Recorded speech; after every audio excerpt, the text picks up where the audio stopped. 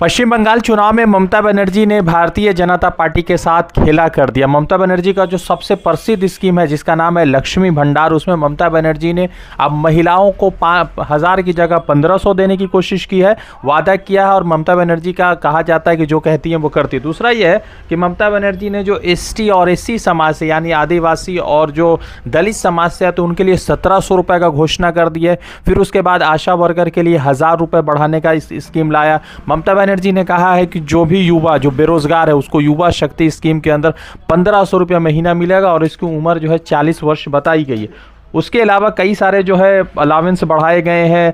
Farmers का जो सिंचाई का खर्च होता है उसको जितने भी कर्ज थे वो पश्चिम बंगाल सरकार ने माफ़ कर दिया। और पश्चिम बंगाल सरकार की इसके बाद लगता है कि मुझे लगता है कि अब भाजपा के लिए ये बहुत मुश्किल हो गया। मेरे साथी हैं गवर्नमेंट स्कीम्स को वगैरह को बहुत फॉलो करते, तो करामत ये लगता है कि अभी जिसे ममता बनर्जी ने स्कीम अनाउंस कर दिया, आपको लगता है ये तो चुनाव से पहले ही ममता बनर्जी जीत की तरफ जो है बढ़ चुकी है? हाँ बिल्कुल, क्योंकि ममता बनर्जी जिस तरह से काम कर रही है जिससे यहाँ के लोग बहुत ही हद तक जो है अभी तक फुल सेटिस्फेक्शन में है। और दो बार जो है पिछले 2 चुनाव में 2 इलेक्शंस में जो मैंडेट इनको मिला है वो इस बात का जो है मुकम्मल सबूत है। और अभी जो है इन्होंने ये जो स्कीम्स जो अनाउंस किए हैं, जो परिकल्पों इन्होंने अनाउंस किया है पिछले कुछ दिन पहले, इससे तो समझिए कि इनकी जीत जो है वो सुनिश्चित है।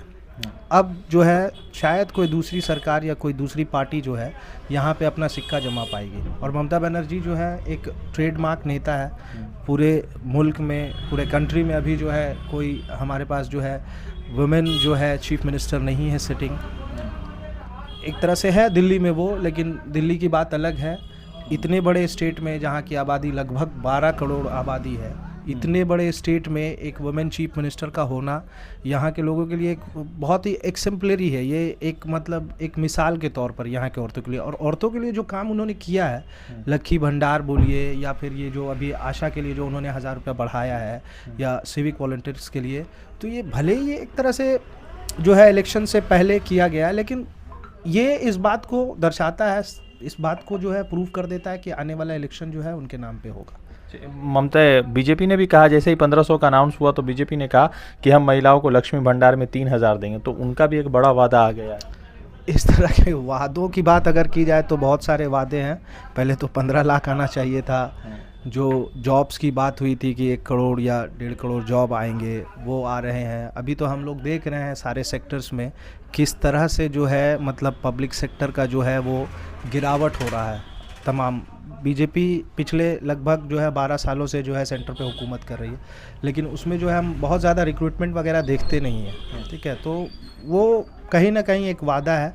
अभी पहले जहां वो खुद हुकूमत में वहां ये काम कर दे, उसके बाद वो कहीं सोचे। मतलब डियरनेस अलावेंस 4% बढ़ाएगा, तो इससे क्या असर पड़ेगा, किसको फ़ायदा मिलेगा?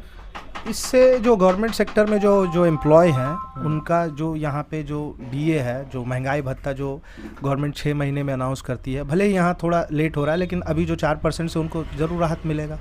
ये जो सैलरीड पर्सन है, जो प्रॉपर गवर्नमेंट एम्प्लॉय हैं यहाँ के, उनको जो है ये फ़ायदा मिलेगा। और इसके अलावा उन्होंने जो है 8वां पे कमीशन जो है, मतलब यहाँ का शायद 7वां होगा हकीकत में, उसके बारे में भी उसकी कमेटी भी गठन होगी बहुत जल्दी। इस पर भी उन्होंने बात की है। ठीक है, तो ममता बनर्जी ने जिस तरह से अनाउंसमेंट किया है उसके बाद तो पश्चिम बंगाल में भाजपा के लिए मुश्किल हो गया। मैं आपको शुरू से एक अनाउंसमेंट बता देता हूं कि ममता बनर्जी ने इस चुनाव के लिए क्या क्या अनाउंसमेंट किया। पहले लक्ष्मी भंडार में 1,000 रुपये मिलते थे, अब उसको 1,500 कर दिया गया, मगर दलित और आदिवासी समाज की महिलाओं के लिए 1,700 रुपये, 1,500 रुपये मंथली असिस्टेंट हर युवा को दिया जाएगा जिसकी उम्र 40 वर्ष से कम है और जिनको अब तक रोजगार नहीं मिला है और इसकी जो योग्यता है वो क्लास 10 बताई गई। फिर उसके बाद जो है 4,000 रुपये पश्चिम बंगाल के किसानों को दी जाएगी, उनको राहत पहुंचाने के लिए, क्योंकि उनका जो इरिगेशन है या तमाम जो सहूलतें उससे वो हासिल कर सके। दूसरी साथ जितने भी किसान हैं उनको इरिगेशन यानी सिंचाई के लिए कोई भी पैसा नहीं देना पड़ेगा और पुराने तमाम कर्ज को माफ़ कर दिया गया। उसके साथ साथ 1,000 रुपये आशा वर्कर जो है उनको बढ़ाया गया है। 1,000 रुपये जो है जो पैरा टीचर्स है, जो सरकारी स्कूलों में या किसी दूसरे स्कूलों में जो पैरा टीचर्स है, उनको 1,000 1000 रुपये बढ़ाया गया है, और सिविक वॉलंटियर जो कोलकाता पुलिस के साथ मिलकर काम करते उनको 1000 रुपये बढ़ाया गया। गिग वर्कर्स जो स्विगी, जोमेटो, ब्लिंकिट पे काम करते उनको भी स्वास्थ्य साथी स्कीम के अंडर लाया गया, जहां पर 5 लाख रुपए तक एक परिवार को हेल्थ स्कीम के जरिए जो है सरकार सहायता करती। डियरनेस अलावेंस जो है 4% बढ़ाया गया, जहां पे जो सरकारी महकमे में काम करने वाले लोग हैं उनको इससे राहत होगा, उनको थोड़ा सा सरकार जो है इस पर बढ़ाएगी। और 8 पे कमीशन के लिए भी एक कमेटी गठित की गई। पश्चिम बंगाल में ममता बनर्जी के इस अनाउंस के बाद लगता है कि भाजपा के लिए अब ज़्यादा कुछ बचा नहीं है, मगर फिर भी हमें जनता पर ही सारी रिजल्ट का जो है रिजल्ट है वो छोड़ना चाहिए कि जनता किसके साथ है। रज़ा अंसारी की रिपोर्ट, द इंडियन खबर के लिए।